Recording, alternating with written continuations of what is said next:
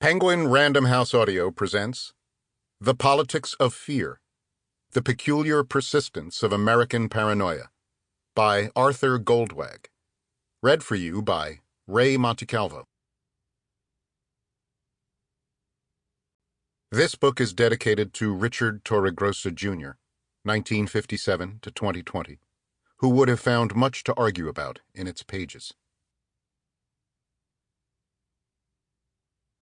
Oppositions have the illimitable range of objections at command, which need never stop short at the boundary of knowledge, but can draw forever on the vasts of ignorance. George Eliot. Introduction. On October 27, 2018, Robert Bowers, a 46-year-old truck driver with a clean criminal record, but a social media footprint that was rife with angry Holocaust denial and conspiracy theories, came to the end of his rope. One target of his vitriol was the Hebrew Immigrant Aid Society, which, he believed, likes to bring invaders in that kill our people. "I can't sit by and watch my people get slaughtered," he posted on the alt-right platform, Gab. "Screw your optics, I'm going in." 1 hour later, he burst into a bris at the Tree of Life Congregation Synagogue in Pittsburgh, Pennsylvania, shouted, "All Jews must die," and opened fire with an AR-15. As shocking as a shooting at a synagogue was, it was also a little surprising that it had been so long since one had occurred in the United States, where military-grade automatic weapons are commercial commodities and mass shootings are nearly daily occurrences.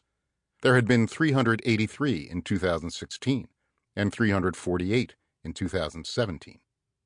Church shootings were becoming increasingly common. There had been 3 in 2017, including one in Sutherland Springs, Texas, where 26 died. And the climate of fear and hatred, whether online or in the real world, was at a constant simmer.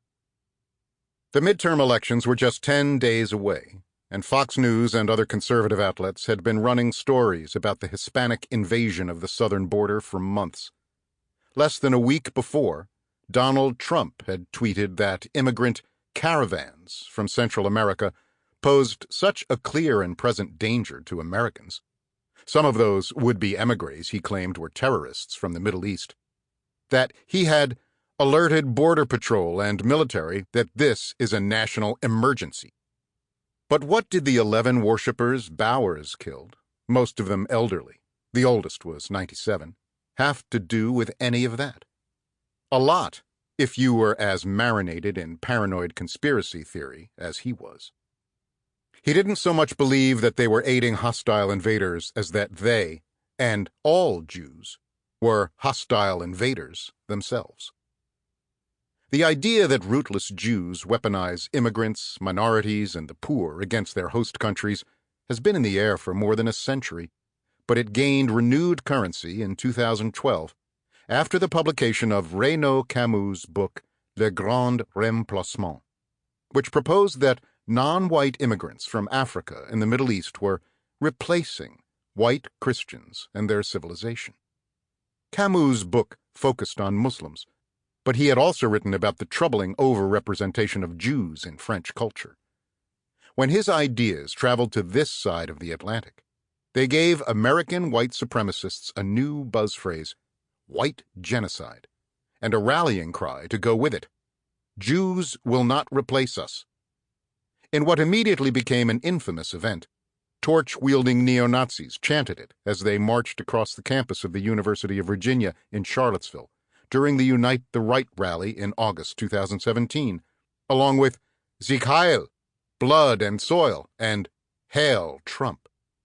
There was street fighting the next morning, and a counter-protester was deliberately run down by a car. While Trump had temporized for days before condemning the organizers of the Unite the Right rally, the statement he issued in the wake of the Pittsburgh killings was prompt and unequivocal. Anti-Semitism and the widespread persecution of Jews represents one of the ugliest and darkest features of human history. There must be no tolerance for anti-Semitism in America or for any form of religious or racial hatred or prejudice. But almost 4 years to the day later, On October 16, 2022, the now ex-president posted what many took to be a thinly veiled threat to the large majority of American Jews who hadn't voted for him. "No president has done more for Israel than I have," he wrote on his Truth Social platform. "But our wonderful evangelicals are far more appreciative of this than the people of the Jewish faith. U.S. Jews have to get their act together and appreciate what they have in Israel before it is too late."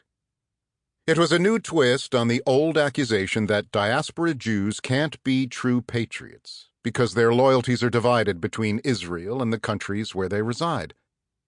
But this time, the complaint was that so many Jews were putting Israel second. October 2022 was a busy month for people who track anti-Semitism.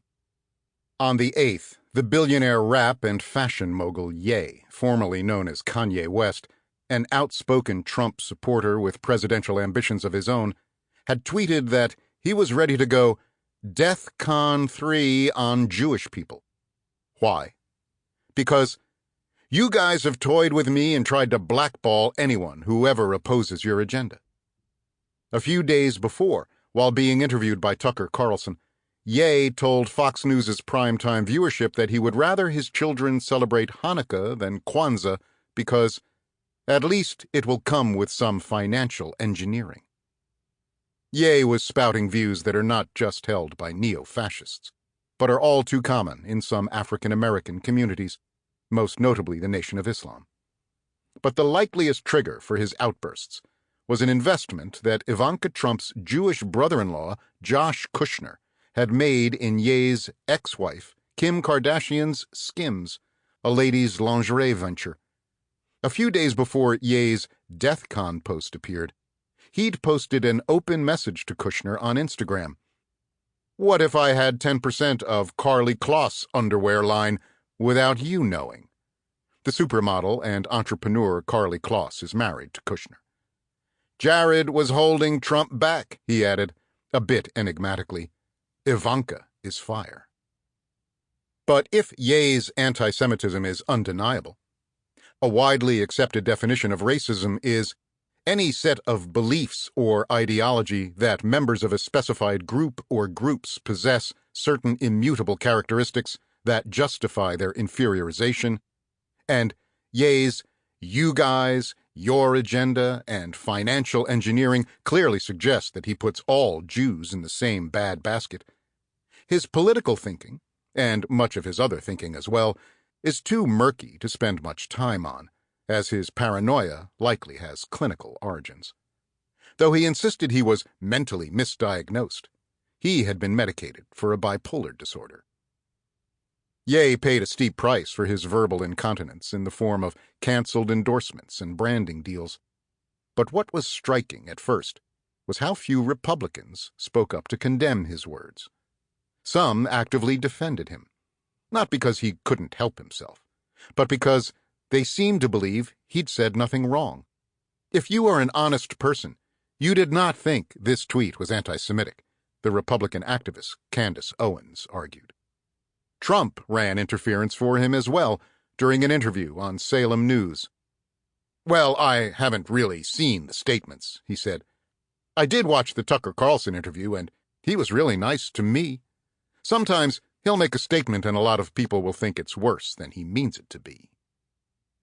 As if to underline how comfortable he was with Ye's views, a few weeks later the former president had dinner at Mar-a-Lago with Ye and his new friend Nick Fuentes, the 24-year-old founder of the America First Foundation, which runs the America First Political Action Conference, AFPAC.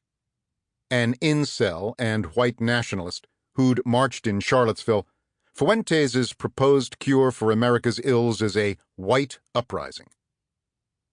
Incel is short for involuntary celibate. Incels blame the hyper-feminine Stacys they are attracted to, as well as the athletic Chads those Stacys prefer, for their own lack of romantic success. Fuentes denies he is a white nationalist, but only because of the stigma it carries. "Here's the pathway," he told his followers. "We have one more election where white people can make the decision. It's time to shut up, elect Trump, and then stop having a lecture. Sample complete. Ready to continue?